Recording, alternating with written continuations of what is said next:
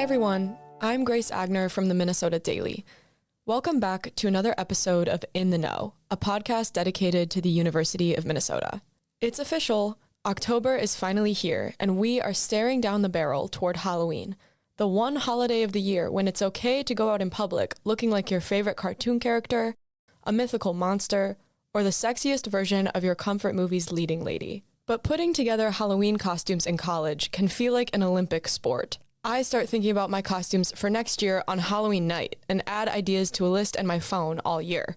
Whether you're thrifting, making, or purchasing your costume, I'm willing to bet you're looking forward to when you can show off your costume to the world or whoever's at your friend's Halloween party. This episode, we're talking to students about what they're being for Halloween. They'll share how they're crafting their costume and why the time and money to put it together is still worth it, even as college students with scarce free time and minimal disposable income. Nikki Rempel, a third-year history student at the University of Minnesota, started crocheting her knockoff Labubu keychain costume weeks ago. So for Halloween, I'm dressing up as a Labubu. Not the most original idea, I'm aware, but I did not get it from a TikTok or anything in particular. I really just got kind of obsessed with Lafufus specifically over the summer, so like fake Labubus that look really ridiculous. And I was at the state fair and they were selling a bunch of Lafufus and they were too expensive for me to buy one, which was a little sad, but I didn't know what to dress up as for Halloween, but I knew I was probably going to make a costume. And I realized that I could become a Lafufu for Halloween. And I love to crochet, especially during classes. So I decided that I was going to be a Lafufu and I would make the costume during my lectures as something to do. Americans are expected to spend $13.1 billion shopping for Halloween costumes, candy, and decorations this year, according to research by the National Retail Federation. In 2024, they spent about $3.8 billion on Halloween costumes alone. Money is not much of a concern when it comes to Halloween costumes, said Charlie Rathgaber, a third-year student majoring in political science. If I am doing a new costume, which I'll usually buy some things for every year, I'm not entirely worried about the money just because this is something that's fun for me. So I'll just try to find cheaper options. But if I need to splurge on some things, it's not that big of a deal. It's a fun thing for me to do. I love to do it. Alexa Atkinson, a third-year student studying strategic communications, said she typically thrifts her Halloween costumes to keep them low budget. Last year's costume cost about $15. However, this year, she spent about $40 on a costume from Spirit Halloween, the infamous Halloween store that pops up every fall. I am going to be a vampire. This is a little bit more basic than my costume the previous year. I was Anne Boleyn. In case you don't know, second wife of Henry VIII. She got her head chopped off because she couldn't sire a son. So some dark history there, but I just thought that was really fun. That one was really highly coordinated.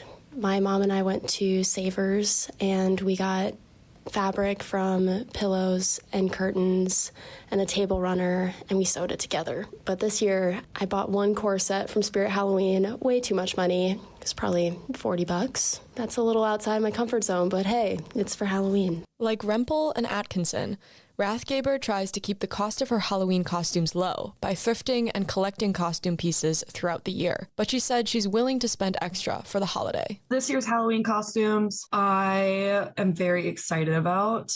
I will be doing Castaway starring Tom Hanks, and he has a volleyball named Wilson with him. So I will be doing that for one of my looks. It's very caveman grunge. I'm also doing a group costume with some of my friends, and we love pop culture. And Trisha Paytas had a new baby this year. So we will be doing the Aquaman, Malibu Barbie, and Elvis costume mix. So I'm really excited for that. I have a lot of extra clothes and costumes and wigs on hand and props just because I've been dressing up over the years. So I like to mismatch and make costumes out of that. I think it's fun to do. It's fun to make them. For me, it's like a hobby. Rathgaber said she starts planning her Halloween costumes a year ahead of time, She thrifts and shops for 2 costumes in advance and leaves 1 costume to make spontaneously during Halloween weekend. For all 3 students, their love for Halloween each started during their childhoods. Rempel and Atkinson said they became fascinated with costumes while making elaborate DIY outfits with their families. My family did not have a ton of money when I was a kid, and so I kind of made the costume and we kind of thrifted it. I decided that I was going to be the spooky bride thing. Tough to do if you're a 7-year-old, but my grandma, I think, got from a garage sale this very light pink dress that looked vaguely bridal, and then we got one of these like devil horn headbands and hot glued an obscene amount of tulle to it, and half of the tulle was covered in spiders and half of it was covered in glitter, and it was so unbelievably heavy that it just kept falling off my head. I just really enjoyed to dress up as a child, and I think a lot of kids like Halloween because you get a lot of candy, but really the big thing to me is that I just absolutely loved costumes. Atkinson said dressing up for Halloween and making homemade costumes was something her family, especially her mom, took pride in since she was a little kid.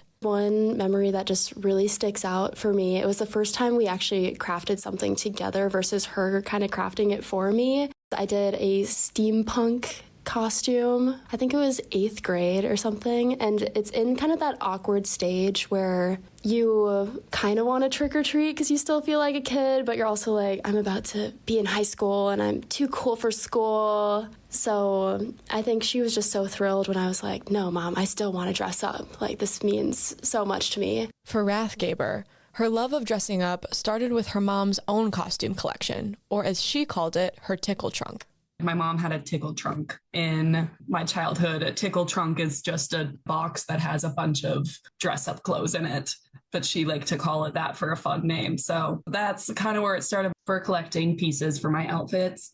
I've done a lot of thrifting. I love to thrift my clothes, so I will thrift suits, different boys' clothes like khaki shorts, t-shirts, things that I can use. I did She's the Man one year. She dressed up as her brother Sebastian in this movie, so I like thrifted everything for that. But now I just have this suit in my closet, so like I'll just pull that out whenever I need it. The 3 Halloween fans said they think their appreciation for Halloween extends broadly to University of Minnesota students. Atkinson said the holiday is a chance to embrace the fun of Halloween they remember from childhood. I think with us and with Gen Alpha, there was that pressure to grow up, and maybe it made us move on too fast. So now we're kind of seeing when we're older, we're like, wait, that actually could have been super fun if I just put my all into that. And I think it's kind of revisiting that childlike whimsy, having fun. Like, life is so serious all the time, especially in college. I think we deserve a little break. Rempel said taking that break and having fun in college often means doing something American society finds inappropriate, like drinking and going out. But Halloween, she said, allows college students to take a guilt-free break. I think broadly, college students are trying so hard to find things that are fun. People like frats, people like going to the bar, the kinds of things you think of when you think college student doing something for fun. It is something that is vaguely illegal, and that if it happened outside of a large college campus, people would probably be more concerned about. And I think a lot of people want to be able to do something that's fun. It's a little different than usual. And it's extremely culturally acceptable to dress up and go crazy for Halloween because, like, the expectation is just that you will do it. And for a lot of people that maybe don't party so much, it's one of the, 1 or 2 weekends a year that they will go out with all their friends. So it's a real time of revelry for all the young people. Halloween in college is a night of celebration, connection, and creativity, Rathgaber said. The best part about Halloween is the costumes. A main thing that makes people want to dress up is just going out into these public spaces and other people seeing your costume and like being together with a bunch of different people that are in costumes. I think that that's kind of what makes the night. When you go to a party or you go to an event and you see people that are also dressed up, it's fun to comment on their costumes, to talk to them, to make friends, to be like, oh, I should have done that. So I feel like it's just a good place for inspiration. Halloween's a night for creative people. College students know how to celebrate Halloween well. For many, it's a time for creativity, excitement, and relaxation that is well worth the few extra bucks spent on a costume or 2 or 3. So whether you're making, thrifting, or purchasing it, be proud of your look. I'm hoping someone tells you they wish they'd done your costume. That's the best compliment you can get on Halloween. That's all I've got for you today, folks. This episode was written by Grace Agner and produced by Cece Heinen. Thanks for listening, and feel free to comment your costume plans at mndaily.com. If you have any questions, comments, or concerns, don't be afraid to send us an email at podcasting@mndaily.com. I'd love to hear from you. My name is Grace Agner, and I'll talk to you next time on In the Know.